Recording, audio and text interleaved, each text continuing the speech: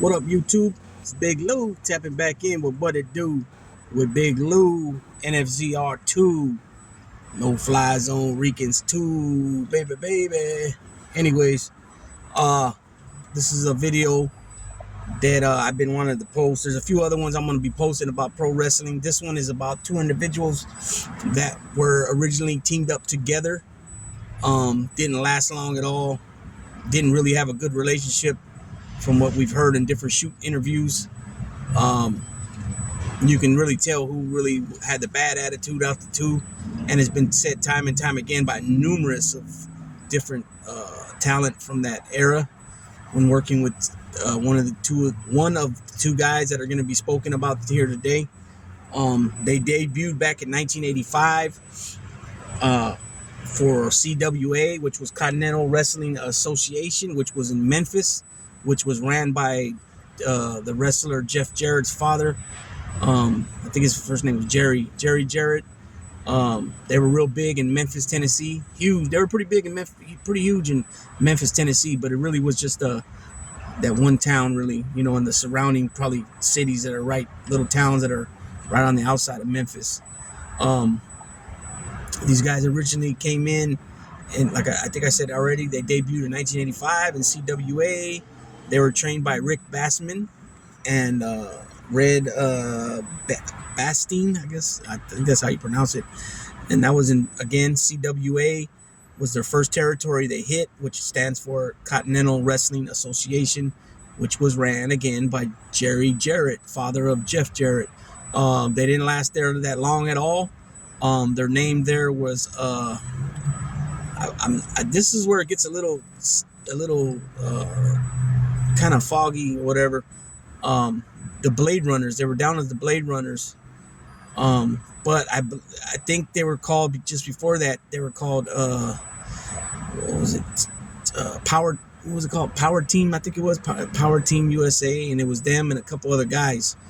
The other guys didn't last long because they didn't have the patience, and they weren't excelling in the business. And back then, when you hear a lot of these wrestler stories, especially, I've heard these guys talk about it before, the two guys that I'm profiling today, that a lot of times they had to eat stuff out of the cans, man. That's how rough it was back then, and you were driving from territory to territory. It's not like now where they fly. The territories are done anyways, but they would be booked here, say in Memphis, then then from there they got to go to Dallas, or they got to go to Louisiana, then Dallas, stuff like that.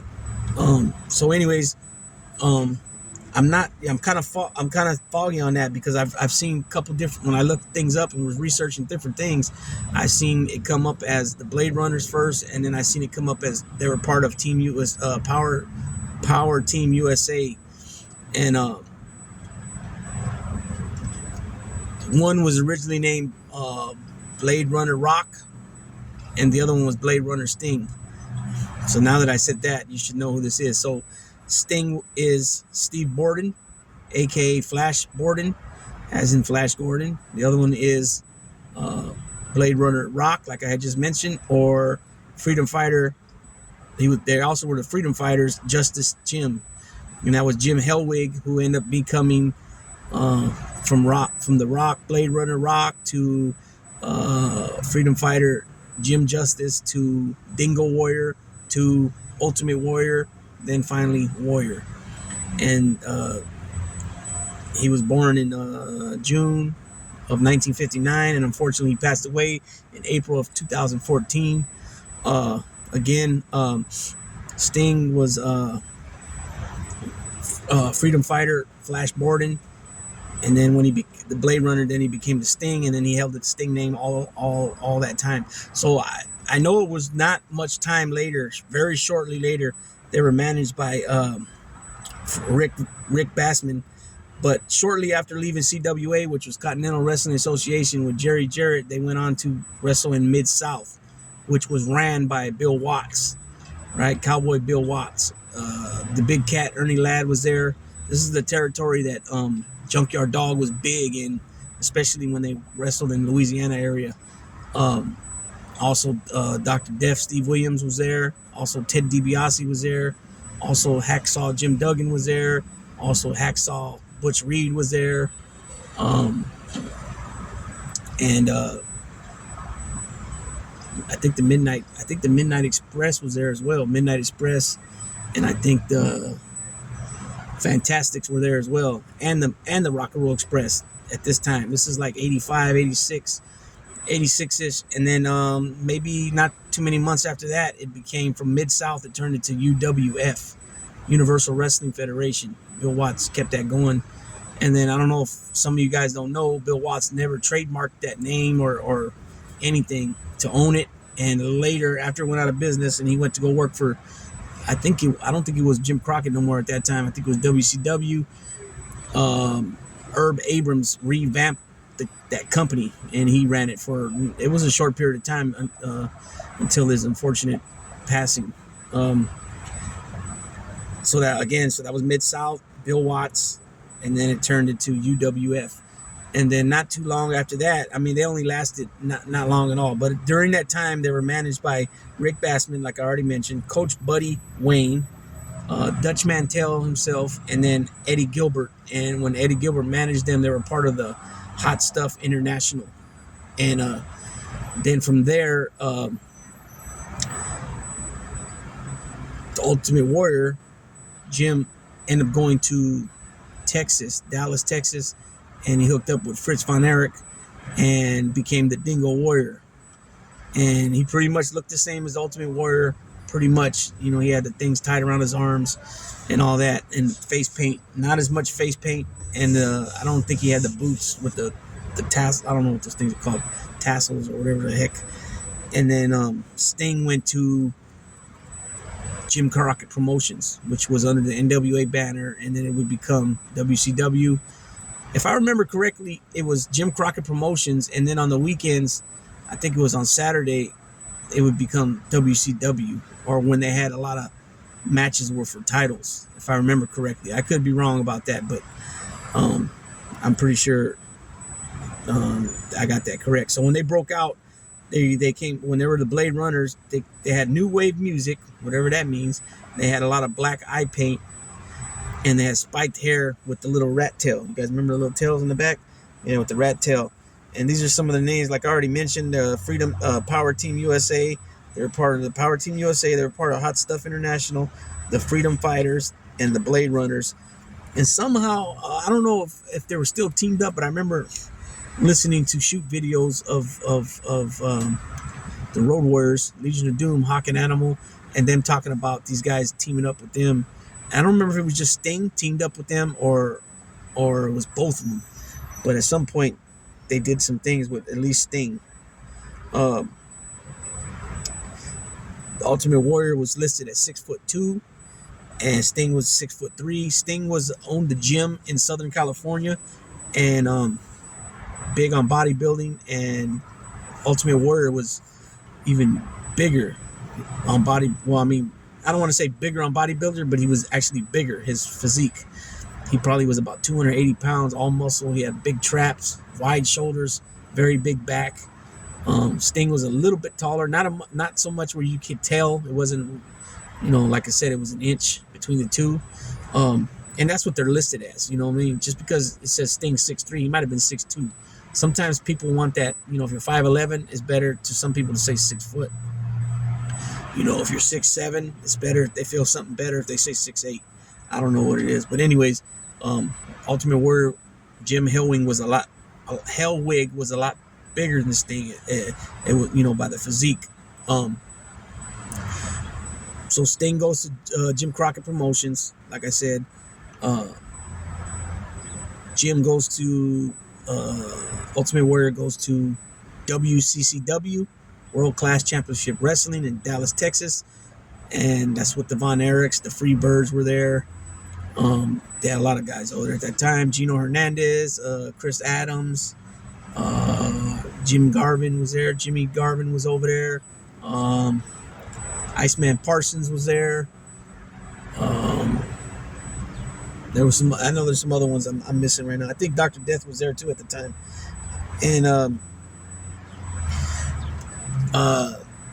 so he stood in as a Dingo Warrior. I remember seeing him in the magazines as a Dingo Warrior, and he caught my eye. I was a kid at the time, maybe 10 years old, because there was a grocery store that was ran by Chinese people, and they used to have the magazines right there. So when my mom would be in line paying, I would slide over there and look at the wrestling magazines.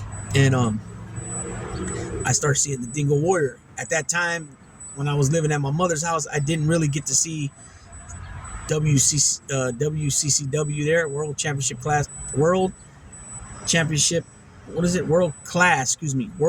Championship Wrestling, WCCW, which was the Von Erich's promotion.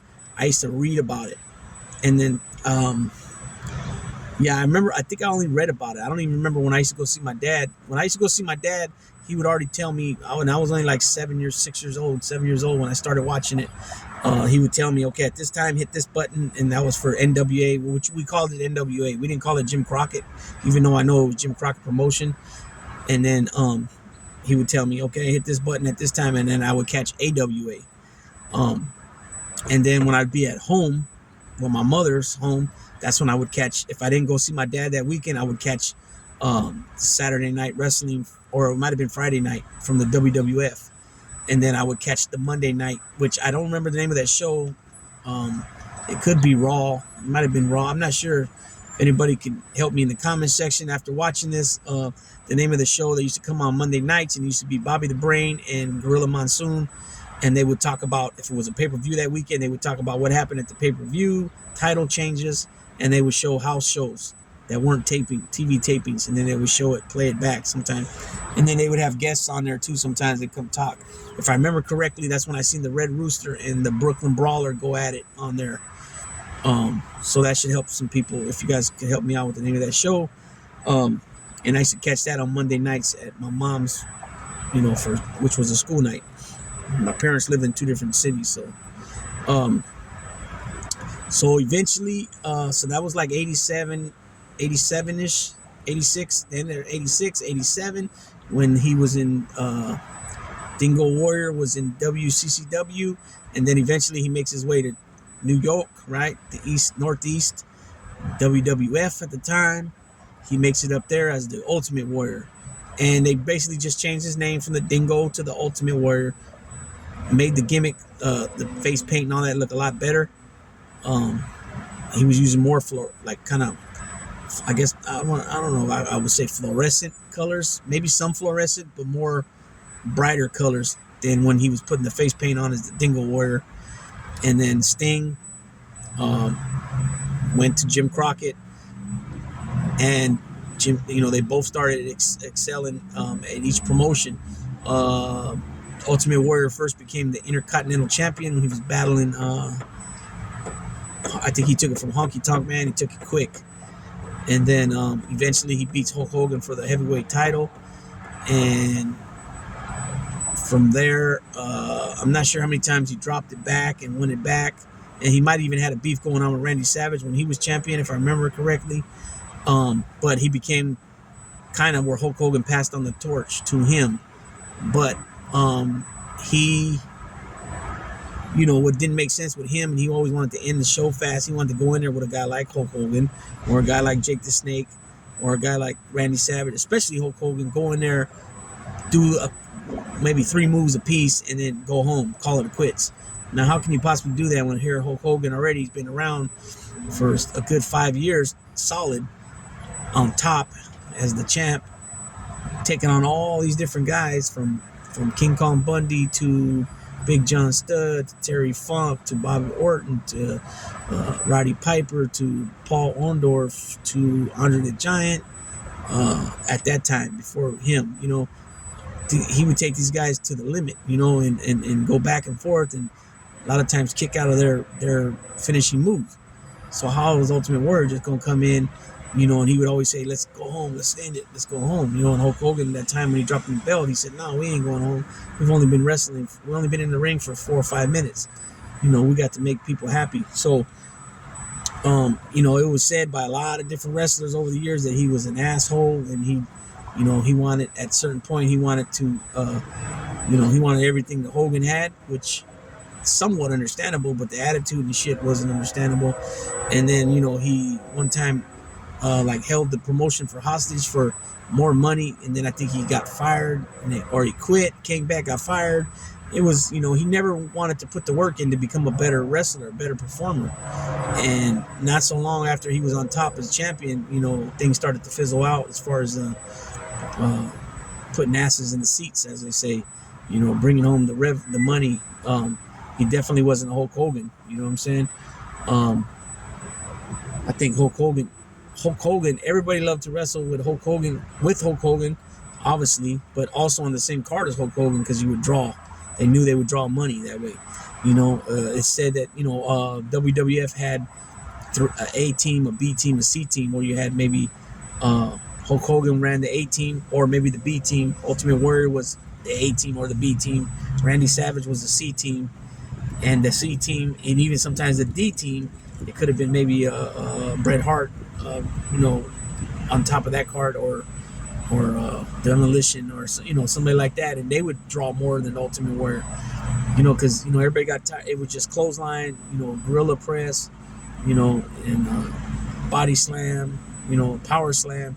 That was it. He never really put no effort into learning and becoming, a better performer. Simple as that. Like Sting, on the other hand, Sting, is still wrestling to this day, I believe. He's like 60. He got to be, Ric Flair's 73.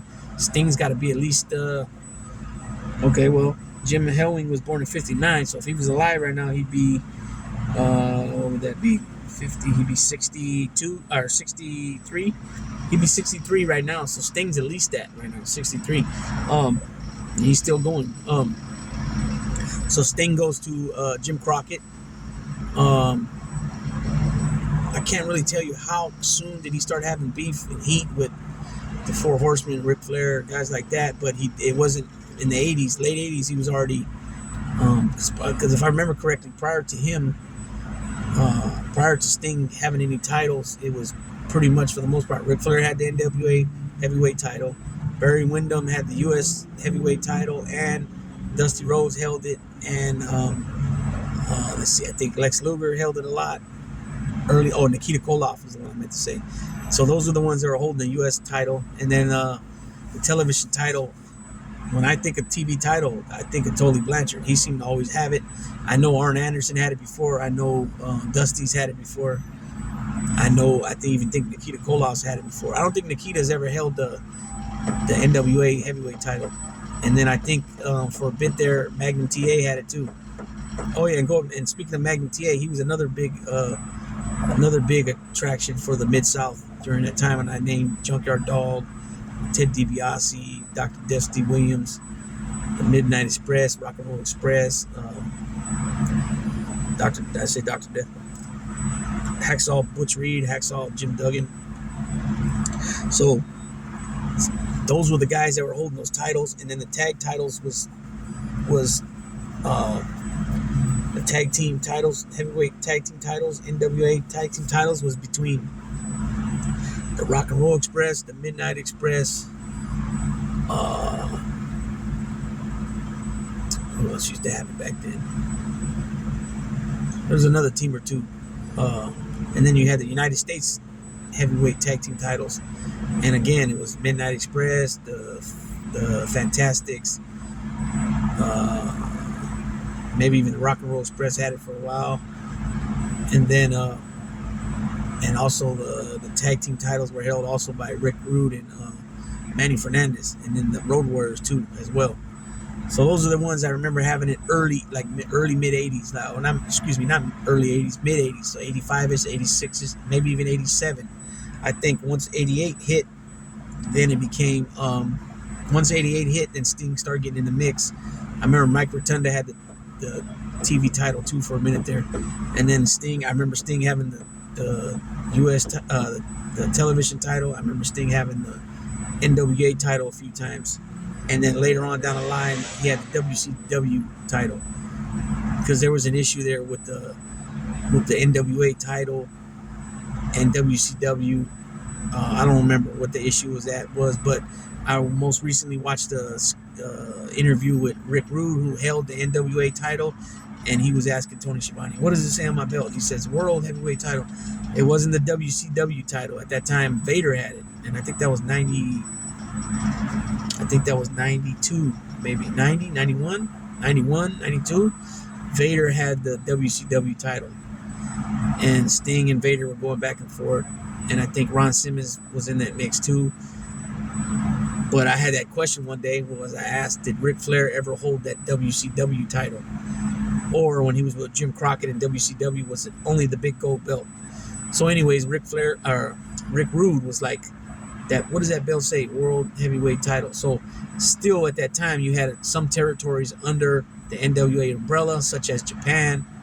And I think maybe Japan might have been the only territory still there under the NWA. Maybe Carlos Colon, WWC, I think it's called, or CCW. I think it's WWC. Carlos Colon's promotion might have still been under there, but that became an issue where even in the magazines, the wrestling magazines, they had articles about that, and I remember seeing that back then. But like I said, just 2-3 days ago, I seen the interview with, I believe it was Tony Schiavone and Ravishing Rick Rude, where Rude has the NWA title. He had beat Ric Flair for it recently, and then Rick Rude makes the comment that Ric Flair says, in order to be the man, you got to beat the man, but then you have to beat them, or how do you put it? He said, in order to be the man, you got to beat the man, which was Ric Flair at the time was the man. Rick Rude beat him, and then he said something about beating him again or something like that. I forgot how it went. So anyway, Sting has a big, long history, and then what I was going to say was Sting continued to better himself as a worker, in-ring general, as a worker, be able to carry a match. He can work with other people, make them look better, somewhat if they weren't that well. Like so many guys had to do with Ultimate Warrior. So many guys had to get in there and make him look better because he just didn't have the, I don't know if he didn't have the want or anything to be, he just wanted to be big and get all the extras. He didn't want to put any work in as far as making himself better. Could you imagine that if Ultimate Warrior was at least where Hogan was, or maybe 2/3 of what Hulk Hogan was? Yeah, Hulk Hogan wasn't the best wrestler either, but you know what? Hulk Hogan was a ring general. Hulk Hogan could take control of a match. He had a lot of charisma. He can feed off the crowd and feed the crowd.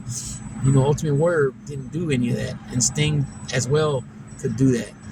And if Sting couldn't do it, he wouldn't be in the ring still to this day. You know what I mean? So both guys became, like I said, Ultimate Warrior was the Intercontinental Champion, which is the number 2 title in the WWF. So in Jim Crockett, NWA was the NWA Heavyweight title, and then the US title, and then the television title. So you can put, which one you compare the IC title to in Jim Crockett or NWA. If it's equivalent to the United States title, it's equivalent to the television title. So, like I said, Ultimate Warrior became successful. I think he's a two or three-time Intercontinental Champion and a two-time, I think, heavyweight champion in WWF.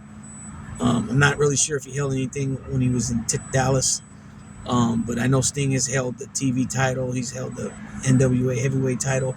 He's held the WCW heavyweight title, and he might even held the United States title. I'm not really sure on that.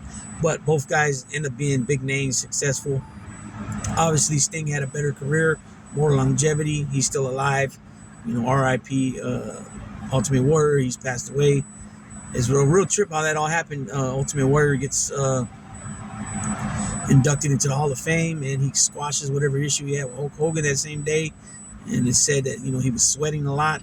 And then the next day he passes away.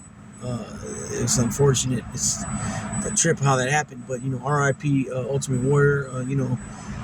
If the stories are true about him, hopefully he became a different person later in life. It didn't seem that way, though, from his interviews. But, I'm not going to judge him. I just know he wasn't that. The boys didn't like him too much. Let's say that. But yeah, that's a little profile on the BladeRunners, on Power Team USA, on Freedom Fighters, Flash Borden, and just Jim Justice, aka The Rock, aka Dingo Warrior, aka Ultimate Warrior, and lastly he became just Warrior.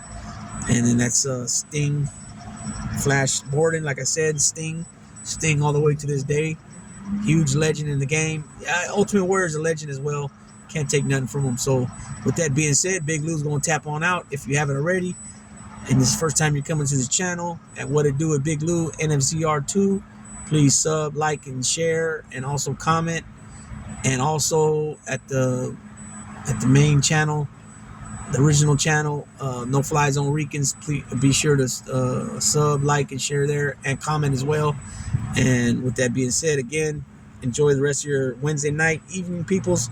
Be safe out there. Big Lou tapping out.